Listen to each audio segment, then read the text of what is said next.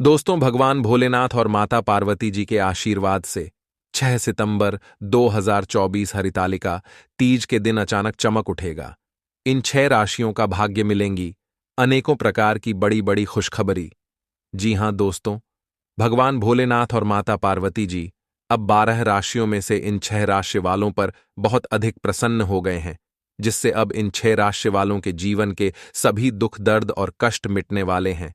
और अब इन 6 राशि वालों को भगवान भोलेनाथ और माता पार्वती जी के आशीर्वाद से मिलने वाली है अपने जीवन में अपार खुशियां ही खुशियां, जिससे अब इन 6 राशि वालों का जीवन बदल जाएगा। जी हां दोस्तों, वे खुशनसीब और भाग्यशाली राशियां कौन कौन सी हैं जिनका भाग्य भगवान भोलेनाथ और माता पार्वती जी के आशीर्वाद से आज रात से हरितालिका तीज के दिन चमकने वाला है और इन 6 राशि वालों को मिलने वाली है बहुत बड़ी खुशखबरी।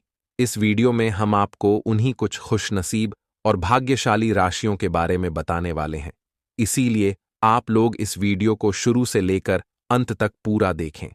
बिल्कुल भी इस वीडियो को आप मिस ना करें, क्योंकि यह वीडियो इन 6 राशि वालों के लिए बहुत ही महत्वपूर्ण रहने वाली है। दोस्तों, वीडियो को आगे शुरू करें। सबसे पहले भगवान भोलेनाथ और माता पार्वती जी के सच्चे भक्त इस वीडियो को लाइक अवश्य कर दें और कमेंट बॉक्स में अपनी राशि अवश्य लिख दें, जिससे भगवान भोलेनाथ और माता पार्वती जी का आशीर्वाद आपको सीधे प्राप्त हो सके। बात करते हैं उन खुशनसीब और भाग्यशाली 6 राशियों के बारे में जिनका भाग्य भगवान भोलेनाथ और माता पार्वती जी के आशीर्वाद से आज रात से हरितालिका तीज के दिन चमकने वाला है और इन 6 राशि वालों को मिलने वाली है बहुत बड़ी खुशखबरी। चलिए शुरू करते हैं दोस्तों। ज्योतिष शास्त्र के मुताबिक हमारे जीवन में राशियों का बहुत ज्यादा महत्व होता है, क्योंकि राशियों के आधार पर ही व्यक्ति के जीवन में आने वाले समय के बारे में पता लगाया जा सकता है। यदि ग्रह नक्षत्रों की स्थिति में किसी भी प्रकार का कोई परिवर्तन होता है तो इसका सीधा असर इन 6 राशियों पर पड़ता है। हर व्यक्ति को अपने जीवन में अच्छे और बुरे दौर से गुजरना पड़ता है। यदि ग्रहों की दशा ठीक हो तो व्यक्ति के जीवन में खुशियों का वास होता है, लेकिन ग्रहों की दशा ठीक नहीं हो तो व्यक्ति को बहुत सारी समस्याओं का सामना करना पड़ता है। ऐसे में अब भगवान भोलेनाथ और माता पार्वती जी के आशीर्वाद से गजब का संयोग बन रहा है, जिसके कारण अब इन 6 राशि वालों पर भगवान भोलेनाथ और माता पार्वती जी की विशेष कृपा पड़ने वाली है और इन 6 राशि वालों का भाग्य इनके पक्ष में रहने वाला है। समय अब इनके लिए बहुत ही भाग्यशाली रहने वाला है। भगवान भोलेनाथ और माता पार्वती जी के आशीर्वाद से अब इन 6 राशि वालों को भाग्य का पूरा इनको साथ मिलने वाला है, जिसकी वजह से आपके जीवन में अब खुशियां ही खुशियां आने वाली हैं। जी हां दोस्तों, आइए जानते हैं कि वे खुशनसीब और भाग्यशाली राशियां जिन पर भगवान भोलेनाथ और माता पार्वती जी की विशेष कृपा बन रही है। जी हां दोस्तों, उन खुशनसीब और भाग्यशाली राशियों में से जो पहली राशि आती है वह है मेष राशि। मेष राशि वालों को बता दें कि भगवान भोलेनाथ और माता पार्वती जी की कृपा से अब आपको बहुत जल्द अच्छी खबर मिलने के योग्य बन रहे हैं। दोस्तों, आपको बता दें कि आपकी मेहनत का अब आपको फल मिलने वाला है। आपको बता दें, जो आपने मेहनत की है उसका फल अब आपको प्राप्त होगा, जिससे आपकी खुशी का ठिकाना नहीं रहेगा। आपको बता दें, आपके सभी रुके हुए कार्य भगवान भोलेनाथ और माता पार्वती के आशीर्वाद से अब समय पर पूरे होंगे। आपको अपने परिवार तथा दोस्तों का पूरा साथ मिलेगा। आपको बता दें कि आप लोगों के ऊपर भगवान भोलेनाथ और माता पार्वती जी की असीम कृपा बनी हुई है। भगवान भोलेनाथ और माता पार्वती जी की कृपा से आपके धन संबंधित सभी जो परेशानियां हैं, मुश्किलें हैं, अब दूर हो जाएंगी और आपको धन प्राप्ति के अनेकों अवसर प्राप्त होंगे। धन में खूब वृद्धि होगी और अनेक प्रकार के लाभ और बड़ी बड़ी सफलता अब आपको प्राप्त होने वाली है। आपको बता दें कि भगवान भोलेनाथ और माता पार्वती जी की कृपा आपके ऊपर विशेष रूप से बन रही है। साथ ही साथ आपको बता दें, जो लोग नौकरी करते हैं उन्हें नौकरी में पदोन्नति के साथ साथ वेतन वृद्धि के भी योग है। आपको बता दें कि भगवान भोलेनाथ और माता पार्वती जी की कृपा से मेष राशि वालों आपके जीवन की समस्त परेशानियों का अब अंत होगा और आपको अपने जीवन में मिलने वाली है अब अपार खुशियां, जिससे आपका जीवन बदल जाएगा। जी हां दोस्तों, इस लिस्ट में जो अगली राशि आती है वो है तुला राशि। जी हां दोस्तों, तुला राशि वाले लोगों को बता दें कि आपके ऊपर भगवान भोलेनाथ और माता पार्वती जी की विशेष कृपा बन रही है, जिसकी वजह से तुला राशि वालों आपके जीवन में अब आपको बहुत ज्यादा फायदा मिलने वाला है। आपको अपने जीवन में सफलताएं मिलने वाली हैं। विद्यार्थियों के लिए भी आने वाला समय बहुत ही अच्छा साबित होने वाला है। आपको अपने प्रतियोगी परीक्षाओं में सफलता प्राप्त होने वाली है।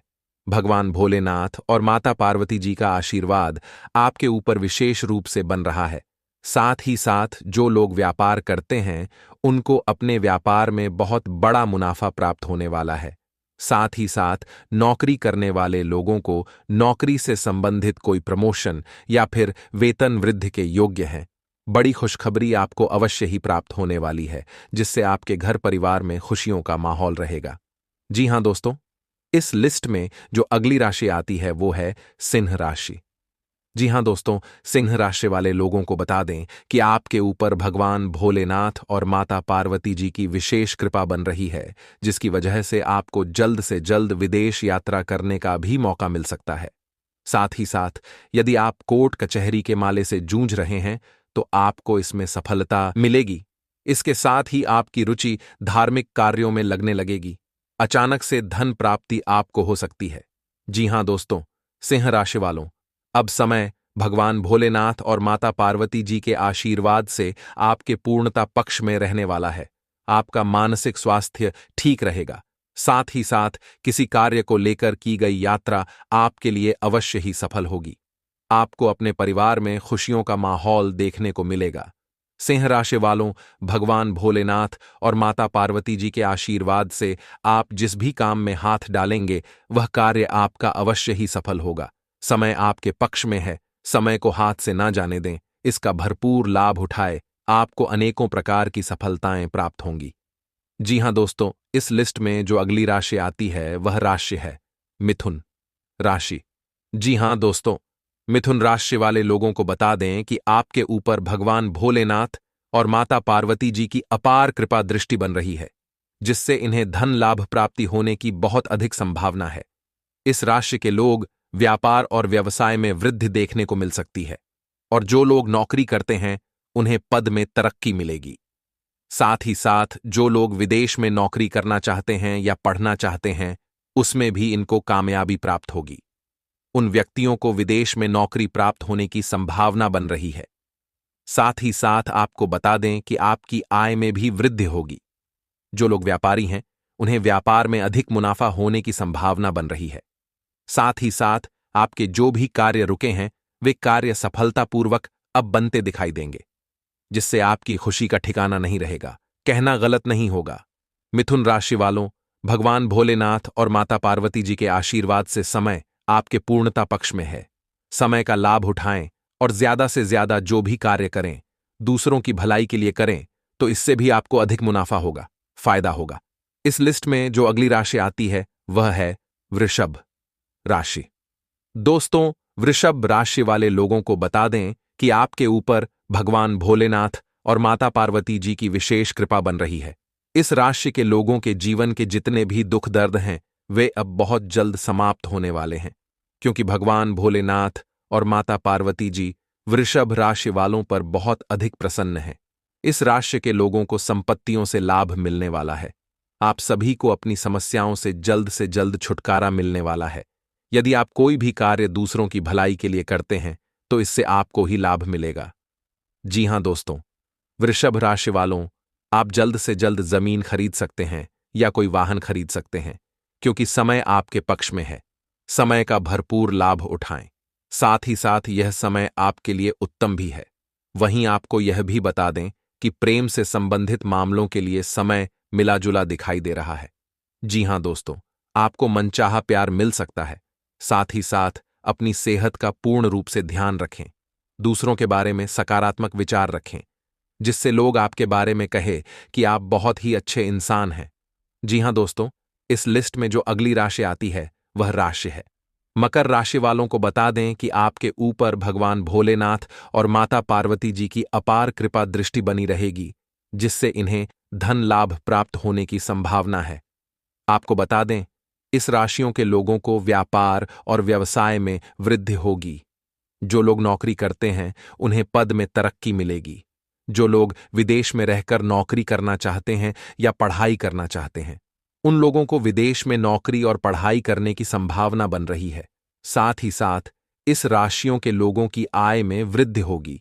जो लोग व्यापारी हैं उनको व्यापार में ज्यादा मुनाफा होने की संभावना बनी हुई है। आप अपने सभी कार्य को सफलतापूर्वक पूरा करेंगे।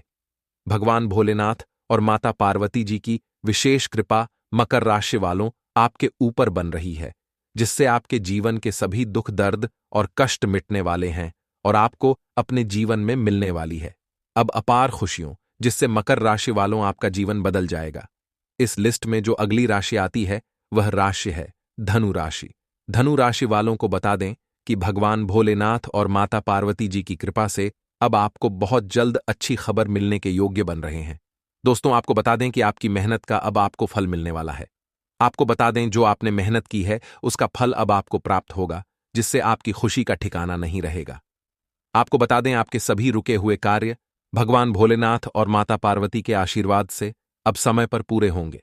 आपको अपने परिवार तथा दोस्तों का पूरा साथ मिलेगा। आपको बता दें कि आप लोगों के ऊपर भगवान भोलेनाथ और माता पार्वती जी की असीम कृपा बनी हुई है और भगवान भोलेनाथ और माता पार्वती जी की कृपा से आपके धन संबंधित सभी जो परेशानियां हैं, मुश्किलें हैं, अब दूर हो जाएंगी और आपको धन प्राप्ति के अनेकों अवसर प्राप्त होंगे। धन में खूब वृद्धि होगी और अनेक प्रकार के लाभ, धन लाभ और बड़ी बड़ी सफलता अब आपको प्राप्त होने वाली है। आपको को बता दें कि भगवान भोलेनाथ और माता पार्वती जी की कृपा आपके ऊपर विशेष रूप से बन रही है। साथ ही साथ आपको बता दें जो लोग नौकरी करते हैं उन्हें नौकरी में पदोन्नति के साथ साथ वेतन वृद्धि के भी योग्य है। आपको बता दें कि भगवान भोलेनाथ और माता पार्वती जी की कृपा से धनु राशि वालों आपके जीवन की समस्त परेशानियों का अब अंत होगा और आपको अपने जीवन में मिलने वाली है अब अपार खुशी, जिससे आपका जीवन बदल जाएगा। दोस्तों, अब जानते हैं कि हरितालिका तीज का व्रत कब रखा जाएगा। हरितालिका तीज का शुभ मुहूर्त भाद्रपद मास की शुक्ल पक्ष की तृतीया तिथि को होता है। इस दिन पूजा का शुभ मुहूर्त सुबह 6 बजे से लेकर दोपहर 12 बजे तक होता है। हरितालिका तीज एक महत्वपूर्ण हिंदू त्योहार है जो भाद्रपद मास की शुक्ल पक्ष की तृतीया तिथि को मनाया जाता है। यह त्योहार माता पार्वती और भगवान शिव की पूजा के लिए समर्पित है। यहां हरितालिका तीज पूजा विधि, पूजा सामग्री और शुभ मुहूर्त की जानकारी दी गई है।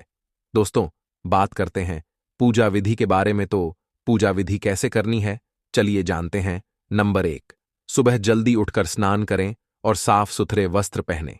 नंबर 2, पूजा स्थल को साफ करें और भगवान शिव और माता पार्वती की मूर्तियों को स्थापित करें। नंबर 3, देवताओं को स्नान कराएं और उन्हें नए वस्त्र पहनाएं। नंबर 4, पूजा में अक्षत, फूल, फल और अन्य पूजा सामग्री का उपयोग करें। नंबर 5, भगवान शिव और माता पार्वती की पूजा करें और उन्हें भोग लगाएं। दोस्तों, बात कर लेते हैं पूजा सामग्री के बारे में।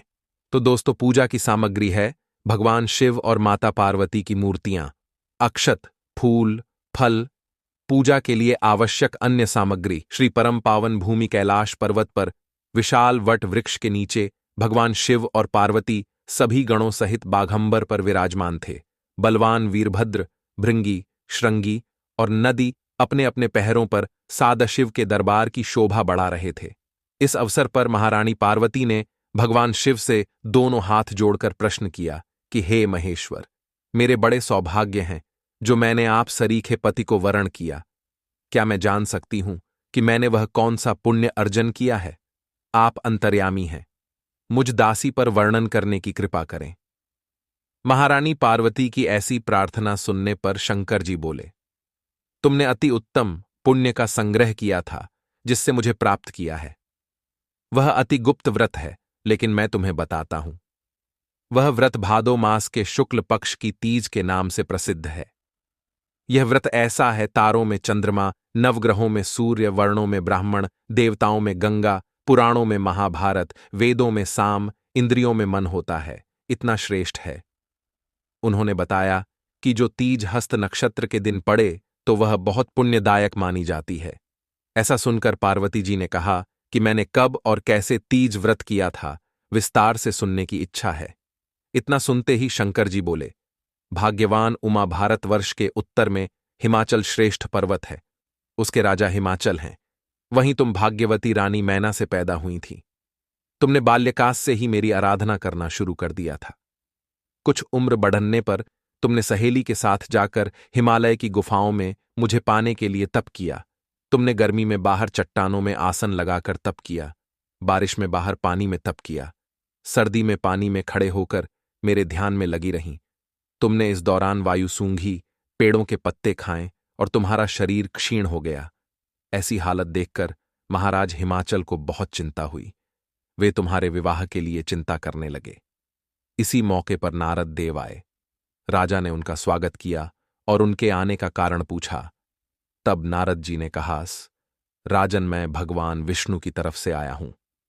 मैं चाहता हूं कि आपकी सुंदर कन्या को योग्य वर प्राप्त हो। सो बैकुंठ निवासी भगवान विष्णु ने आपकी कन्या का वर्ण स्वीकार किया है। क्या आपको स्वीकार है? राजा हिमांचल ने कहा, महाराज, मेरा सौभाग्य है जो कि मेरी कन्या को विष्णु जी ने स्वीकार किया और मैं अवश्य ही उन्हें अपनी कन्या उमा का वाग्यदान करूंगा। यह सुनिश्चित हो जाने पर नारद जी बैकुंठ चले गए और भगवान विष्णु से उनके विवाह का पूर्ण होना सुनाया। यह सुनकर तुम्हें बहुत दुख हुआ और तुम अपनी सखी के पास पहुंचकर विलाप करने लगी। तुम्हारा विलाप देखकर सखी ने तुम्हारी इच्छा जानकर कहा, देवी, मैं तुम्हें ऐसी गुफा में तपस्या के लिए ले चलूंगी जहां महाराज हिमाचल भी न पा सकें। ऐसा कह उमा सहेली सहित हिमालय की गहन गुफाओं में विलीन हो गईं। तब महाराज हिमाचल घबरा गए और पार्वती को ढंढे हुए विलाप करने लगे कि मैंने विष्णु जी को जो वतन दिया है वो कैसे पूरा हो सकेगा। ऐसा कहकर बेहोश हो गए। उस समय तुम अपनी सहेली के साथ ही गहन गुफा में पहुंच बिना अन्न और जल के मेरे व्रत को आरंभ करके नदी की बालू का लिंग लाकर विविध फूलों से पूजन करने लगीं। उस दिन भाद्र मास की तृतीया शुक्ल पक्ष हस्त नक्षत्र था। तुम्हारी पूजा के कारण मेरा सिंहासन हिल उठा और मैंने जाकर तुम्हें दर्शन दिए।